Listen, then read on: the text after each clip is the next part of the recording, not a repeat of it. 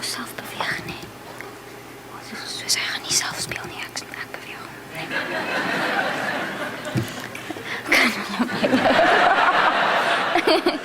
Oh, that's a pretty cool icebreaker, I suppose. Yeah.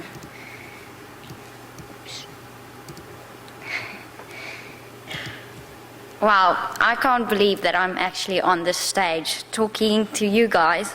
I'm not really sure how I got to be here, but I'm here, so I'm just going to tell you my story. My name is Barbara Ciliers. I recently finished my degree in information design, and I'm currently working in a company called Black. Well, since I'm here, I'm just going to tell you my story and show you some of the works that I did do in my last year. Sorry. My final year was bizarre. Our first brief required us to create an environmentally friendly packaging for Ted Baker. It wasn't easy. For days I sat in my room with heaps of cardboard piling up around me as I tried to come up with something like amazing. By the way, that is how I look like the morning of every deadline. To be honest, I only came up with the idea 4 days before the deadline. I literally shouted, "Eureka!"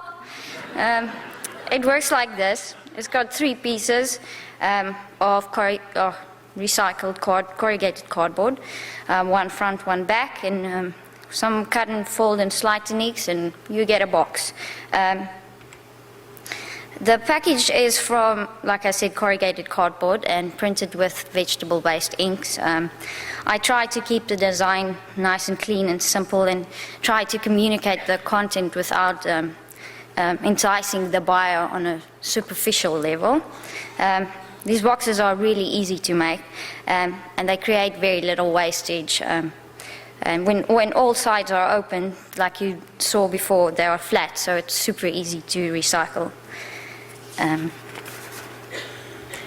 Afterwards, we were briefed for the annual ISTD competition.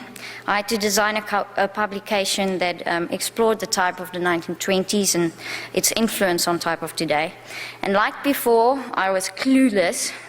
It's sort of a familiar condition of mine.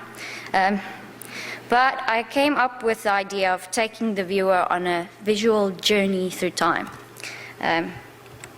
I created a typographical timeline and played on the idea of topography and a view from the world from far away, you know, sort of a metaphysical milieu transgressing through time and space and stuff. The style, as you can probably see, is a referent of the 1920s Bauhaus. Throughout the copy, I assigned personalities to each characters, and I don't know why, but somehow it reminded me of like a romantic love affair with someone abroad, because I just fell completely in love with type. But my romanticized reverie soon diminished with the arrival of the banknote project. The amour was over and replaced with the effort and conflict comparable to a long-term relationship. A battle to create deeper meaning, of appreciation, security. After all, a banknote has to be meaningful, layered with symbolism, and of course, secure. My notes speak of the diversity of South Africa. Each denomination is divided into a multi-layered region consisting of different biomes, because we're the 3rd most biodiverse country in the world, which I think is pretty cool. I then chose a South African icon or person that from each of these regions, and each of the people speak a different language as well. And I combined them with the indigenous plant of each region. To me, these notes tell the viewer their own stories, or the stories about South Africa, about its past, about its present, and maybe perhaps its future.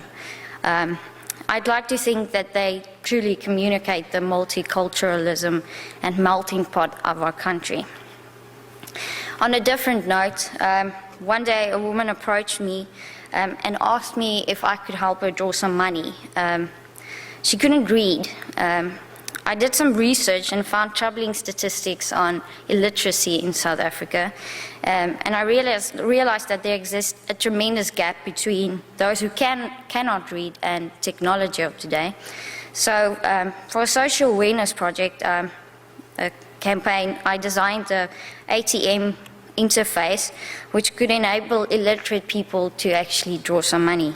The interface makes use of symbols and pictures, which I developed with a test group of illiterate people.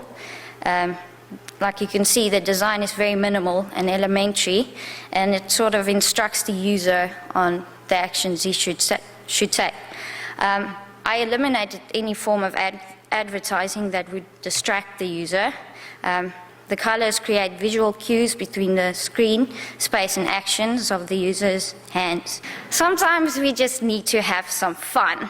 To me, fun is to draw. When I was little, my twin sister and I would get up very early and we would go sit on the carpet and draw. We would just draw the whole day. We played a game called My Dochtertjie, or like My Girl, and we would sit there and draw this girl's entire life, like when she gets up, when she eats, when she sleeps.